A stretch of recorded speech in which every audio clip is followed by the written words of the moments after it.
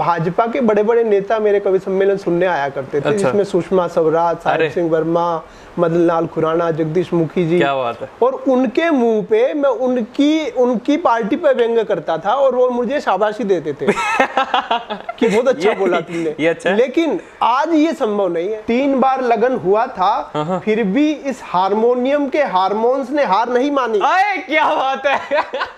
फिर भी इस हारमोनियम के हारमोन्स ने हार नहीं मानी। क्या बात है। प्रेम के अमृत से है बिग बॉस मेरा भी लोटा भर दे। क्या एक और बार फिर से। प्रेम के अमृत से है बिग बॉस मेरा भी लोटा भर दे। लड़कियां मेरा नोटा दबाएं उससे पहले मुझे जलोटा कर दे। लड़कियां मेरा नोटा दबाएं उससे पहले मुझे क्या बात है, क्या बात है। एक कांग्रेसी थी मेरे गाल पर हाथ छाप कर बोली। एक कांग्रेसी थी मेरे गाल पर हाथ छाप कर बोली, हमारे राहुल बाबा का ना हो रहा तो तेरा क्या होगा।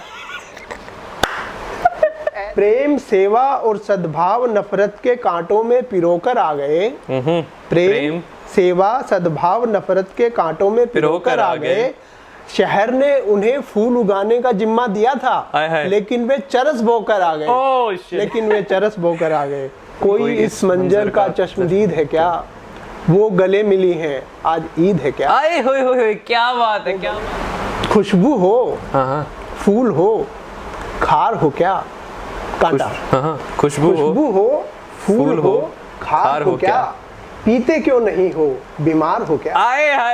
बात चाहे असल जिंदगी की करें या फिर फिल्मी दुनिया की, बात चाहे अभिनेता की करें या फिर एक लेखक की, अपने अभिनय के जरिए या फिर अपनी लिखावट के जरिए किसी को रुलाना फिर भी आसान रहता है, लेकिन हंसाना सबसे मुश्किल। नमस्कार, मेरा नाम है सौरभ कल्याण और गजल, गीत और बातचीत के इस एपिसोड में आप सबका स्वागत है। और आज के हमारे खास मेहमान हैं सुनील साहिल जी, जो कि एक हास्य कवि हैं। और इनकी खास बात यह है कि पॉलिटिकल स्टाइल जो है वो बहुत अच्छा मारते हैं। सर, सबसे पहले बकलोल टीम में आपका स्वागत है। बहुत बहुत धन्यवाद आपका कि आपने मुझे इस चैनल पर बुलाया। सर, बेसिकली हरियाणा से हैं आप जी, और अभी फिलहाल पुणे में सेटल्ड हैं। लेकिन जितनी भी बात आपसे हुई, आपका बात करने का लहजा लग ही नहीं रहा कि हरियाणा से। हरियाणवी बंदे तो ताड़ फाड़ वाले होते हैं एकदम, मतलब आप शांत। देखिए, मेरे पास जहाँ के लोग आते हैं उसी के अनुसार मैं बात करता हूँ। अच्छा। तो आप एक बड़े ही सभ्य शहर जम्मू से आए हैं, बड़े धार्मिक शहर से आए हैं, तो आपके साथ मैं धार्मिक तरह से पेश आ रहा हूँ। अरे क्या बात है। अगर आप हरियाणा से आते तो मैं उस तरह तोड़ फोड़ से मिलता आपको। अच्छा, वैसा होता। लेकिन अगर आपकी बात करें, आपने बहुत शुरू से लिखना मतलब शुरू कर दिया था। शुरुआत से ही पॉलिटिकल सटायर्स लिखते थे या क्या लिखते थे? नहीं, मैं जब छोटा था तो मैं अपने आसपास जो कुछ भी देखता था, कुछ भी समाज में विसंगतियां हैं, तो मैं अपने शरीर को माध्यम बना के, क्योंकि मैं दुबला पतला हूँ, तो अपने शरीर को माध्यम बना के मैं जो है कविताएं प्रस्तुत करता था, तो लोगों को पसंद आने लगी। तो बस फिर हरियाणा में। जी बिल्कुल। लेकिन आप फिलहाल तो पूरा हिंदुस्तान आपको जानता है, बहुत सारे नेशनल टेलीविजन पर आप शो कर चुके हैं, लेकिन फिर भी कुछ जनता जो अगर आपको नहीं जानती, मैं चाहूँगा छोटा सा ट्रेलर हो ही जाए आपका एक कोई। हाँ, मैं आपको एक बिल्कुल लेटेस्ट कविता अपनी सुनाता हूँ, जो आजकल के जो नेता हैं हमारे, आजकल के आप देखते होंगे कि क्या समाज में घटित हो रहा है। दिल्ली में किसान आंदोलन है या नेता किस तरह से पेश आते हैं। तो एक कविता है, व्यंग कविता है, तो वो मैं आपको सुनाता हूँ। जी जरूर। कि एक नेता ने दूसरे नेता से पूछा, तू कौन सी कंपनी का है। कंपनी का है जी, आजकल कंपनी हो गई है ना, दल कहाँ रहे। एक नेता ने दूसरे नेता से पूछा, तू कौन सी कंपनी का है। दूसरा नेता बोला गाय छाप, और तू। पहला नेता बोला गधा छाप। गधा छाप। दोनों नेताओं ने एक दूसरे को देखा और पहली नजर में ही नफरत हो गई। नफरत? जी, दोनों नेताओं ने एक दूसरे को देखा और पहली नजर में ही नफरत हो गई। एक नक्सली तो दूसरा बजरंगबली। एक नक्सली तो दूसरा बजरंगबली। एक जेएनयू तो दूसरा जनेऊ। बहुत डीप है ये। एक जेएनयू तो दूसरा जनेऊ। एक किसान तो दूसरा मसान। एक किसान तो दूसरा मसान। पहली कंपनी का नेता इतना पशु प्रेमी था कि कई बार तो वह खुद ही पशु हो जाता। पहली कंपनी का नेता इतना पशु प्रेमी था कि कई बार तो वह खुद ही पशु हो जाता। दूसरी कंपनी के नेता को पक्षियों से प्रेम था। दूसरी कंपनी के नेता को पक्षियों से प्रेम था, इसलिए वह जनता को उल्लू समझता था और उल्लुओं को देवता। आए हाय। इसलिए वह जनता को उल्लू समझता था और उल्लुओं को देवता। नेता सोचते बहुत थे, नेता सोचते बहुत थे, इतना कि उनका घुटना दुखने लगता। अच्छा, नेता सोचते बहुत थे, इतना कि उनका घुटना दुखने लगता। क्या बात है, ये व्यंग है। हाँ हाँ बिल्कुल बिल्कुल। नेता सोचते बहुत थे, इतना कि उनका घुटना दुखने लगता।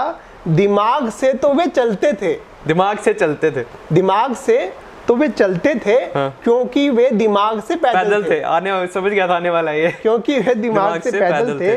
दिल्ली की सीमाओं पर सब मुफ्त मिल रहा था, दिल्ली की सीमाओं पर सब मुफ्त मिल रहा था। किसान हाथ के बल चल रहा था, हाथ के बल, समझ रहे हो किसान हाथ के बल चल रहा था। और नेताजी के दिल में कमल खिल रहा था, नेताजी के दिल में कमल खिल रहा था। नेताजी के दिल में कमल खिल रहा था। इसलिए एक नेता ऑर्डर करता और दूसरा बॉर्डर। क्या बात है। इसलिए एक नेता ऑर्डर करता, दूसरा बॉर्डर। प्रेम, सेवा और सद्भाव नफरत के कांटों में पिरोकर आ गए। प्रेम, सेवा, सद्भाव नफरत के कांटों में पिरोकर आ गए।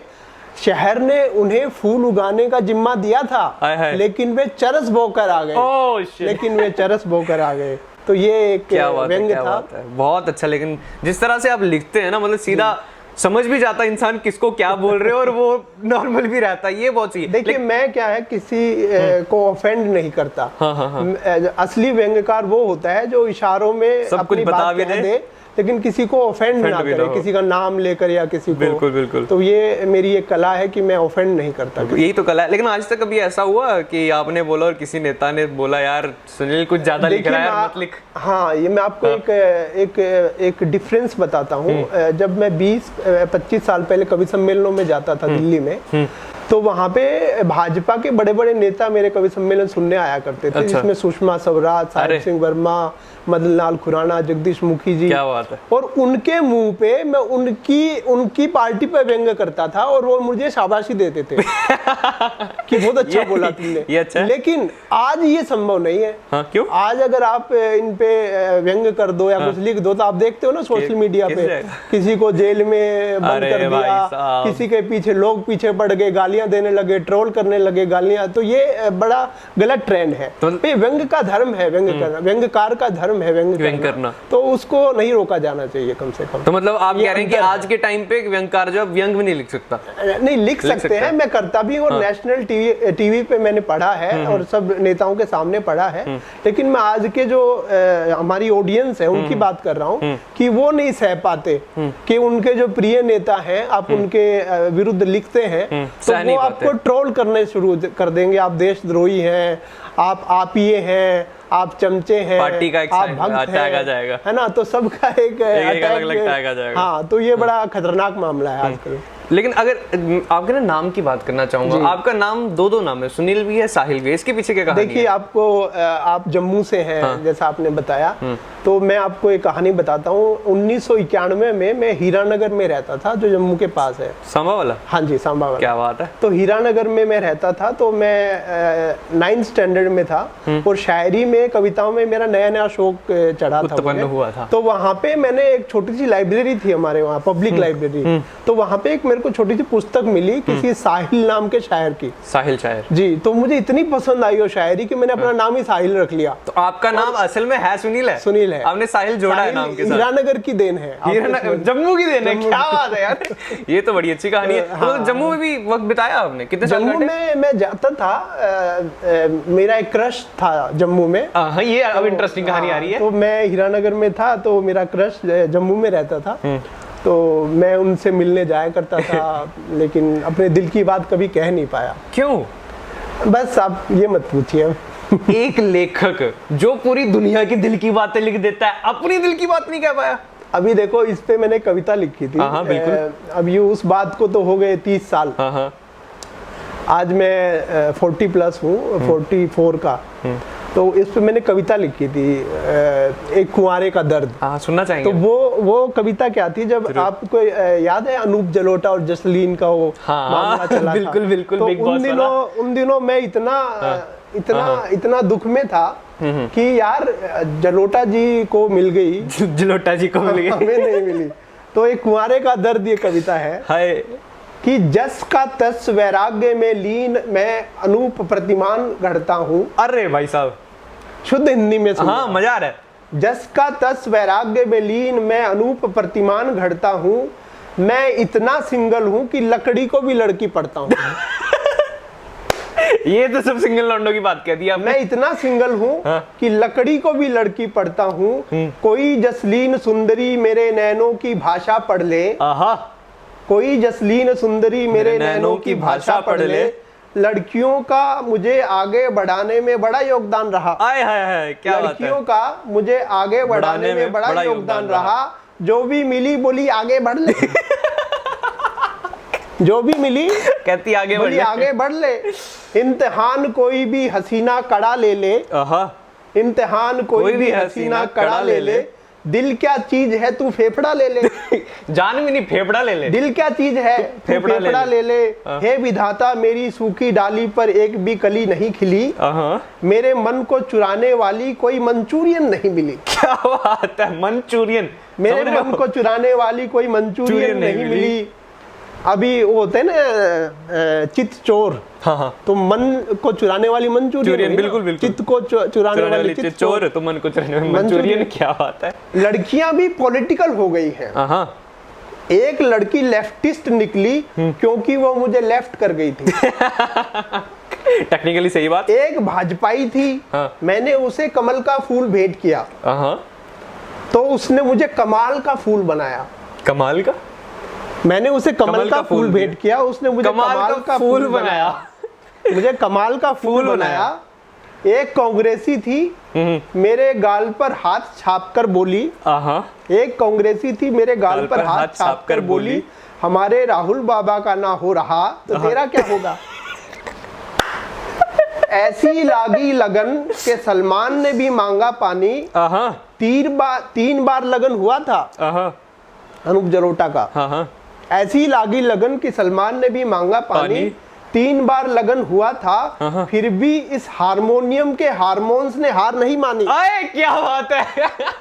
फिर भी इस हारमोनियम के हारमोन्स ने हार नहीं मानी। क्या बात है। प्रेम के अमृत से है बिग बॉस मेरा भी लोटा भर दे। अरे क्या, एक और बार फिर से। प्रेम के अमृत से है बिग बॉस मेरा भी लोटा भर दे। लड़कियां मेरा नोटा दबाएं उससे पहले मुझे जलोटा कर दे। लड़कियां मेरा नोटा दबाएं उससे पहले मुझे। क्या बात है, क्या बात है। बहुत ज्यादा सही, बहुत ज्यादा सही, मजा आ गया। धन्यवाद। अच्छा, तो ये कुंवारे का दर्द था। नहीं, आपकी बात करूं तो अभी तक सिंगल। जी बिल्कुल। तो और क्या बता रहा था आपको मैं तो आपको समझदार समझता था। नहीं समझ गया मैं, तभी तो पूछ रहा हूँ। अभी तक सिंगल? जी वो जाकिर खान के फैन हो, सलमान खान के फैन हो? नहीं, छोटी छोटी शादियां करता रहा मैं। छोटी छोटी शादियां?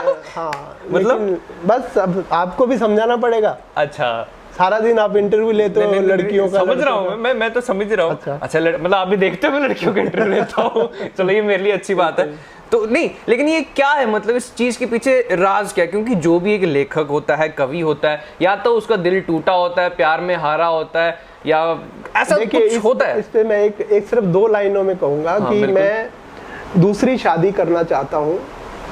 मैं दूसरी शादी करना चाहता हूँ क्योंकि पहली शादी की उम्र तो निकल गई। सही है, ये भी बहुत डीप है, समझने वाले समझ जाएंगे। तो कभी अगर मतलब प्यार मोहब्बत वगैरह की बात करें तो क्रश के अलावा वो जो हीरानगर वाली थी, उसके बाद जिंदगी में उसके बाद तो होते रहे पूरा क्रैशर चलता रहा। क्रैशर? हाँ, अपन रुकने वाले थोड़ा ही ना। उसने मना कर दिया तो क्या हो गया। 25 साल से मना कर रही है, फिर तब से लेकर अभी तक मना ही कर रही है। मना हो रहा है। नहीं, लेकिन एक होता है ना, लड़कियों को सेंस ऑफ ह्यूमर वाला लड़का बहुत ज्यादा पसंद आता है। आप तो हास्य कवि हैं। वो सिर्फ कहने की बातें हैं कि I love your sense of humour and this and that, but that is not true. असल में ऐसा कुछ नहीं, ऐसा कुछ नहीं है, ऐसा कुछ नहीं। फिर वो BMW 6 पैक और आईफोन, ये दिल की बात कह रहे हो आप। हम बाबा फकीर आदमी है, गरीब आदमी है, झोला लेके चलते हैं। क्या होगा। चलो ये तो रही सिंगल लाइफ की बात, सिंगल लॉन्डों की बात है। लेकिन आपकी लाइफ की बात करें, मैंने आपके टीवी शोज भी बहुत सारे देखे, इंटरव्यू करने से भी पहले बहुत कुछ देखा। लेकिन मैं पूछना चाहूंगा, एक जो लेखक होता है, एक जो परफॉर्मर होता है ना, एक बड़ा स्टेज जब उसको मिलता है सबसे पहली बार, वो पल वो कभी नहीं भूल सकता। ऑडियंस सामने, लाइट्स पड़ रही है, वो सारा मतलब होता है। आपका वो फर्स्ट एक्सपीरियंस कैसा था? क्या नर्वसनेस थी, क्या था? नहीं, मैं हैरान हूँ कि पहला मैं जब स्कूल कॉलेज में था ना, तब मुझे स्टेज पे कुछ करने को मिलता तो मैं कांपता था और हंसी का पात्र बनता था बच्चों के द्वारा, टीचर्स के द्वारा, कि ये तो खड़ा भी नहीं हो सकता, ये तो कांपता है। लेकिन मैंने जब कवि सम्मेलन ज्वाइन किया, जब मैं 18-19 साल का था, तो मुझे याद है रोहतक हरियाणा की अनाज मंडी में एक कवि सम्मेलन था। अनाज मंडी में? जी, पशु मेले में भी होते हैं। अच्छा। तो सौभाग्य था मेरा कि अनाज मंडी में था। अच्छा। तो अनाज मंडी में मेरा पहला कवि सम्मेलन हुआ और मैंने पहली जो 2 शेर पढ़े हरियाणवी में शेर, कि तेरे चेहरे को तो मैंने चांद माना था। तेरे चेहरे को तो मैंने, हरियाणवी शायर कैसा होगा, कि तेरे चेहरे को तो मैंने चांद माना था, उस पे भी ये अमेरिका वाले चढ़ गए। और तू कहे तो आसमां से चांद तारे तोड़ लाऊं, तू कहे तो आसमां से चांद तारे तोड़ लाऊं, लेकिन एक बात बता, तू उनका क्या करेगी? बात तो सही है। हम प्रैक्टिकल बात, फालतू की बातें नहीं करते। तारे तोड़ लाऊंगा, क्या करेगी भाई? तो ये बात है ना, सही बात तो है। वो मेरा पहला कवि सम्मेलन था। तो मैंने ये जो 2 शेर पढ़े और लोगों ने जो मुझे पसंद किया और बस माहौल वहीं से बन गया। मुझे जो है शेर के मुंह पे खून लग गया। अरे तो एक आर्टिस्ट के मुंह पे मंच लग गया। तो फिर मैं आज तक 1000 कवि सम्मेलन कर चुका और 10-11 देशों की यात्राएं कर चुका। और क्या बात है। हाल ही में ओमान गया था मैं, ओमान में हमारे कवि सम्मेलन थे। तो इन सारे मतलब यात्राओं के दौरान, परफॉर्मेंसेस के दौरान कोई एक ऐसा मोमेंट आपको जो होता है ना फैन मोमेंट, कोई एक ऐसा फैन मोमेंट रहा? फैन मूवमेंट आपको बताता हूँ। मैं हम शो कर रहा था, मैं मैनचेस्टर यूके में। ओके। तो वहाँ पे मैंने देखा पाकिस्तानी लोग मेरे साथ फोटो खिंचवा रहे हैं। अरे। और मेरा ऑटोग्राफ ले रहे हैं। पाकिस्तानी लोग। हाँ, तो वो मेरे लिए ऐसा पल था कि यार ये 2 देश, आप तो जम्मू में रहते हो, मैं हीरानगर में रहा हूँ, तो ये नफरतें खत्म होनी चाहिए, क्योंकि उधर भी लोग मरते हैं, इधर भी लोग मरते हैं। मुझे लगता है वो मोमेंट मेरे को नहीं भूलता कि यार देखो दिल से तो वो भी हमें चाहते हैं। बिल्कुल। तो वो मेरे लिए एक दूसरे की कला भी हमें पसंद है, एक दूसरे के गाने भी सुनते हैं, सब कुछ। तो ये होना चाहिए। अगर आपकी किताब भी आई थी कुछ मिलीलीटर, 90 ml समंदर, 90 ml समंदर, वो किताब किस बारे में थी? वो गंभीर कविताएं हैं। वो गंभीर कविताएं हैं सब। उसमें ऐसे शेर हैं कि कोई इस मंजर का चश्मदीद है क्या, 2 पंक्तियां, कोई इस मंजर का चश्मदीद है क्या, वो गले मिली हैं आज ईद है क्या। आए होए क्या बात है, क्या बात है, आज ईद है क्या। मजा आ गया। उस तरह की शायरी कविताएं हैं उसमें। एक और मजा आ रहा है। तो कुछ ऐसा। हाँ, खुशबू हो, फूल हो, खार हो क्या, कांटा। खुशबू हो, फूल हो, खार हो क्या, पीते क्यों नहीं हो, बीमार हो क्या। आए हाय क्या बात है। पीते क्यों नहीं हो, बीमार हो क्या। क्या बात है। ऐसे ऐसी कविताएं, शेर उसमें हैं। तो सबसे पहली किताब आपकी कौन सी थी? पहली किताब थी मेरी तन्हाई की बातें, जो 1996 में। तब आपकी उम्र क्या थी? तब अंदाजा लगा लीजिए 11-25, मेरे ख्याल से 19 साल। 19 साल की उम्र में पहली किताब लिख दी थी? पहली किताब लिख दी। तो वो भी हास्य थी या उसमें गंभीर? नहीं, सब गंभीर थी। तो ये तन्हाई, क्या नाम? तन्हाई की बातें। तन्हाई की बातें। तो ये उसी टाइम पे तो नहीं जब वो क्रश छोड़ के चली गई? समझ लिए। वो मैंने तो समर्पित भी उन्हीं को की थी पूरी किताब। बिल्कुल। तो उस किताब में कहीं उनका नाम का जिक्र? नाम लिखा है। ये तो हरियाणा वालों की हिम्मत है। नाम लिखा है पूरा। ये ना मैं एक्चुअली सुनना भी चाहूंगा। उनको आज मैं फेसबुक पे देखता हूँ। हाँ, बस यही पूछ रहा था मैं। तो अब तो उनके मेरे जितने तो बच्चे हो गए हैं। अरे मैं समझ सकता हूँ ये प्यार ना होता ही, मतलब। जी। तो उसके बाद कभी मतलब दिल में, जैसे आपने कहा ना कमल खिला, वो नहीं कभी? वो होते रहे, ऐसा कुछ नहीं, होते रहते हैं, अभी भी होते रहते हैं। लेकिन अच्छी बात यह है कि होके चले जाते हैं, क्योंकि जब हो जाते हैं ना तो उसके बाद के किस्से तो किसी भी विवाहित कपल से पूछ लीजिए, जिसकी गर्लफ्रेंड है उससे पूछ लीजिए, जिसका बॉयफ्रेंड है उससे पूछ लीजिए, वो माथा पीटते हैं सब। तो कम से कम अपनी किस्मत में शांति है। हाँ, आनंद है ना, कुछ। लेकिन ये मानते हैं कि एक मतलब लिखने के लिए एक चीज का सहारा जरूरी है। किसी को जाम का सहारा, किसी को महबूब का सहारा, ये एक सहारा लाइफ में जरूरी है लिखने के लिए। देखिए, सहारा, इंस्पिरेशन जो होती है ना, प्रेरणा, वो एक सहारे की मोहताज नहीं होती। आपके जीवन में पता नहीं कितने इमोशन है, कितनी घटनाएं हैं, समाज में कितनी विसंगतियां हैं कि आपके अंदर का जो कवि है, आपके अंदर का सृजन है, वो बाहर आना चाहता है, कलम आपकी जो चलना चाहती है। तो मुझे नहीं लगता कि एक सहारे की जरूरत होगी। अगर आप कविता लिखते हैं, अगर आप लेखक हैं, तो पूरे समाज में, पूरे जीवन में इतने सारे आपके विषय बन सकते हैं, केंद्र बिंदु बन सकते हैं आपके लेखन के, कि जो आप अनलिमिटेड। तो आपकी जिंदगी में कभी कोई ऐसा मोमेंट आया जब आपने सोचा कि यार ये लिखावट अब ना हो पाएगी हमसे, कुछ में तो ऐसा डेड मोमेंट आ गया कि यार नहीं हो पा रहा, कभी ऐसा मोमेंट आया? Of course there is a space called writer block. हाँ। तो राइटर ब्लॉक सबके जीवन में आता है कि आप नहीं लिख पाते। जैसे मैं आपको टीवी की बात करूं, टीवी चैनल से जब आपको आदेश आता है ना कि भाई 2 दिन बाद शूटिंग है, बिल्कुल, तो अब आप इस विषय पे लिखिए, क्योंकि राजनीति जो उस समय न्यूज चल रही है तो उसी पे दिखाएंगे, तो वो जब फोर्स काम करती है तब आप लिख सकते हैं। ये मैं पूछना चाहता हूँ, फोर्स के साथ एक राइटर लिख पाता है? हाँ, फोर्स जरूर काम करती है, बिल्कुल काम करती है। जब आपको ये पता है कि आपको टीवी पे शूट करना है, उसका आपको पैसा भी मिलेगा, आपको सम्मान भी मिलेगा, ऑडियंस भी है, तो आपकी एक फोर्स काम करती है। एक आपको कहे कि यार बस लिख दो ऐसे ही, तो क्यों लिख दें भाई, सही बात है ना। तो एक काम होता है कि 2 चीजें हैं, एक अपने आप लिखते हैं परवाह में, जो आपके अंदर से फूटता है वो असली कविता होती है, और जो जबरदस्ती लिखी जाती है वो हाथ से लिखा जाता है। तो लेकिन आपकी जिंदगी में अपनी ढेरों कविताएं, किताबें लिखी, कोई एक रचना सुना चाहूंगा मैं। तो एक कविता मैं आपको सुना देता हूँ, जो मेरे कवि सम्मेलन मंचों पे मैंने शायद सैकड़ों बार सुनाई है। जी।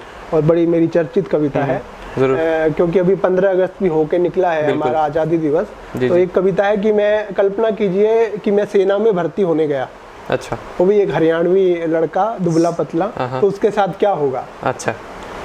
बेशक मेरी देह में दम नहीं है, बेशक मेरी देह में दम नहीं है, मगर देश पर मर मिटने का जज्बा आप लोगों से कम नहीं है। क्या बात है, क्या बात है। मगर देश पर मर मिटने का जज्बा आप लोगों से कम नहीं है। देश पर मर मिटने के लिए मैंने भी विचार करा और झट फार्म भरा। अब इंटरव्यू में हरियाणवी कर्नल ने मुझसे सवाल किया कि तेरा वजन कितना है। इंटरव्यू में हरियाणवी कर्नल ने मुझसे सवाल किया कि तेरा वजन कितना है। मैं बोला जी आपकी बंदूक से घना है। आपकी बंदूक से घना है। उसने कहा ठीक कहता है, ढील ढोल में के तू बंदूक से कम है। ठीक कहता है, बात में तेरी दम है, ढील ढोल में के तू बंदूक से कम है। उसने कहा कि अपने जीवन में कोई बहादुरी का किस्सा सुनाओ। उसने कहा कि अपने जीवन में कोई बहादुरी का किस्सा सुनाओ। मैंने कहा ले और बताओ। मैं जी रहा हूँ। मैं जी रहा हूँ, ये क्या कम बहादुरी है? बिल्कुल। उसने कहा कि तुमने अपने जीवन में किसी से प्रेम तो नहीं करा है, क्योंकि प्रेम का चक्कर जवानों के लिए बहुत बुरा है। आए है। मैंने कहा जी एक बार किया था। एक बार भरी दोपहरी में मैंने वो गले लगा ली और मैंने पूछा तुझे मुझसे चिपट कर कैसा लग रहा? फिर तुझे मुझसे चिपट कर कैसा लग रहा है? वो बोली जी ऐसा लग रहा है जैसे लकड़ियों में पड़ी हूँ। ऐसा लग रहा है जैसे लकड़ियों में पड़ी हूँ। बस उसी दिन मैंने कसम खा ली थी कि ये लकड़ी प्रेम की आग में नहीं जलानी है, बल्कि देश के लिए काम में लानी। क्या बात है, क्या ये लकड़ी प्रेम की आग में नहीं जलानी है, बल्कि देश के लिए काम में लानी। क्या बात है, क्या बात है। बहुत ज्यादा बहुत मजा आया आपसे बातचीत करके, आपकी रचनाएं सुन के। अंत में यही पूछना चाहूंगा मैं, फिलहाल जब आप 17-18 साल के थे, हीरानगर में रहते थे, उसके बाद जम्मू भी आना जाना रहा होगा? जम्मू में गया था बाद में, लेकिन 20 साल से नहीं गया। 20 साल से नहीं गया। अब कब आएंगे जम्मू और हम आपका स्वागत कब कर पाएंगे? आपके साथ ही चलेंगे। पक्का? बिल्कुल साथ ही चलेंगे ना? चलो, thank you so much. I love Jammu, I love JNK, और मेरी बहुत सारी स्मृतियां वहां से जुड़ी हुई है। और मैं बहुत खुश हूं कि आप यहाँ मेरे घर, मेरे शहर में आए, और आपका बहुत बहुत धन्यवाद, बहुत बहुत शुक्रिया। बिल्कुल, बहुत मजा आया आपसे बातचीत करके। और आज हमारे साथ थे सुनील साहिल जी, और इनकी रचनाएं सुनकर उम्मीद करता हूँ, मैं तो मतलब लोटपोट हंसकर हो ही गया हूँ, आप भी हंसकर लोटपोट हुए होंगे, और इनकी जिंदगी के जो किस्से सुनाए उससे थोड़े थोड़े कहीं ना कहीं इंस्पायर जरूर हुए होंगे। दीजिए इजाजत और देखते रहिए द बकलोल TV. SP Smart School announces registrations for new admissions for class 11th and 12th. Admission open till availability of seats. Visit www.spsmartschools.com.